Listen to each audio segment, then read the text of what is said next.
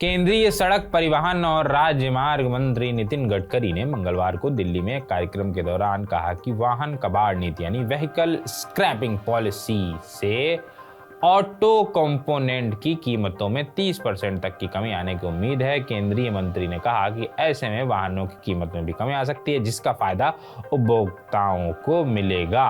उन्होंने कहा कि शहरों और राजमार्गों पर चार्जिंग इंफ्रास्ट्रक्चर को बेहतर बनाने के लिए सरकार की कोशिशों से इलेक्ट्रिक वाहनों की मांग बढ़ेगी। नितिन गडकरी ने कहा कि कच्चे माल की कीमतों में कमी आने से ईवी की स्वीकार्यता में भी तेजी आएगी। मंत्री ने यह भी कहा कि हम कबाड़ नीति लेकर आ रहे हैं, जिससे वाहन कलपुर्जों की कीमतों में 30% की कमी आएगी। वाहन कलपुर्जों की कीमतों का वाहनों की कीमतों पर भी सीधा असर पड़ता है।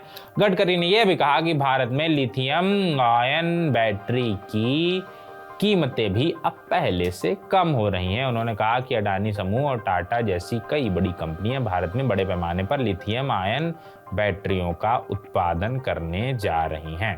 उन्होंने ये भी कहा कि जम्मू कश्मीर में खोजे गए बड़े लिथियम भंडार दुनिया के कुल लिथियम भंडार का 6% हैं, जो करोड़ों लिथियम आयन बैटरियों के निर्माण के लिए पर्याप्त हैं। भारतीय ऑटोमोबाइल उद्योग के बारे में उन्होंने कहा कि ये अच्छी गति से बढ़ रहा है।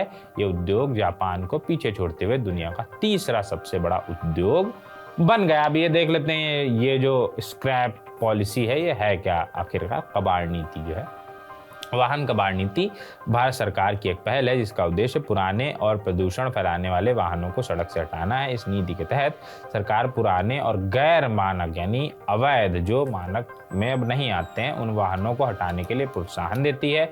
इसका मुख्य उद्देश्य प्रदूषण कम करना, तेल की खपत घटाना और नई टेक्नोलॉजी वाले वाहनों को बढ़ावा देना है। इस नीति के तहत वाहन मालिक अगर अपने पुराने वाहनों को कबाड़ के रूप में लौटाते हैं तो उन्हें नई गाड़ी खरीदने पर छूट और अन्य लाभ मिल सकते हैं। इसके अलावा सरकार ने कबाड़ वाहनों के संग्रहण और निपटान के लिए केंद्र स्थापित किए हैं, जहां से वाहनों को सुरक्षित तरीके से नष्ट किया जा सकता है। बाकी अब इस पे जो और बातें आएंगी निकल के वो हम आपको बताएंगे। अभी चलते हैं, फिर मिलेंगे। शुक्रिया।